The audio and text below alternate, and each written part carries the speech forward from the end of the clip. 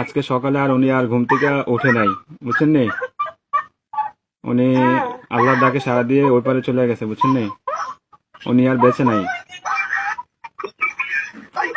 Guys, এই ভিডিওটা দেখে মানে এতটা কষ্ট লাগছে যেটা আসলে বলার কোনো ভাষা নাই। একটা প্রবাসী ভাই মারা গেছে প্রবাসে।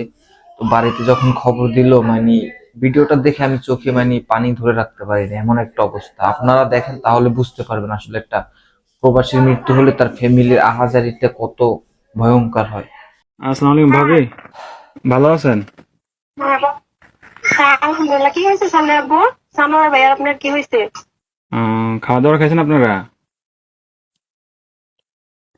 খাবারে মানে এই ভাইটা অনেক চেষ্টা করতেছে বলার, কিন্তু সেও বলতে পারতেছে না। একসাথে এক রুমে থাকছে, হঠাৎ করে সে মারা গেছে, এত কম বয়সী একটা মানুষ, বুঝতে পারতেছেন।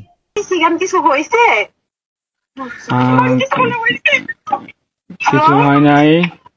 হ্যালো ভাইয়া, হ্যাঁ, কি হয়েছে? আরে শানু ভাই তো কিছুদিন যাবত অসুস্থ ছিল, জানেন নাকি?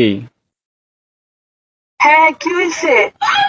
শানু ভাই কয়েকদিন যাবত গাইস, দেখতে পাচ্তেছেন তার ফ্যামিলির কি একটা অবস্থা। মানে তারা শুনতে মানে কথা শোনার আগেই তারা বুঝতে পারছে হয়তো কোনো না কোনো একটা দুর্ঘটনা ঘটছে। অসুস্থ ছিল, ট্রিটমেন্ট নিছে। ওনার লো প্রেশার ছিল, অনেক ধরনের অনেক সমস্যা ছিল। তো কালকে রাতে কি উনি হয়েছে এটা বলেন? ডিউটি থেকে আসার পরে ঘুমিয়েছিল আর কি, বুঝছেন? তো ঘুমিয়ে থাকার পর তো আজকে সকালে আর উনি আর ঘুম থেকে ওঠে নাই, বুঝছেন নি? উনি আল্লাহর ডাকে সাড়া দিয়ে ওই পারে চলে গেছে, বুঝছেন নি? উনি আর বেঁচে নাই,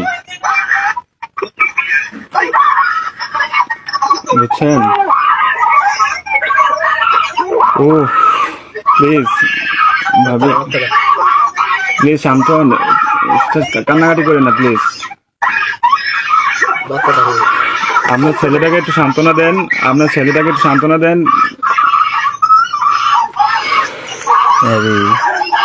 প্লিজ প্লিজ কান্না করেন না, সান্ত্বনা দেন। আপনার ছেলেদের একটু দেখতে বলেন। আপনাদের যদি লোকটুক থাকে তাহলে যোগাযোগ করেন।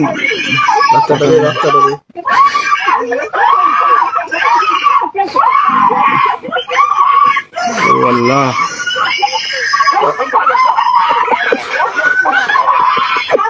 প্লিজ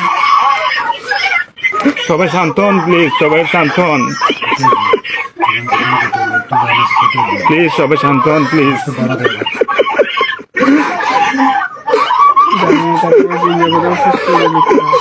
আপনারা দোয়া করেন, তাছাড়া কিছু করার নাই।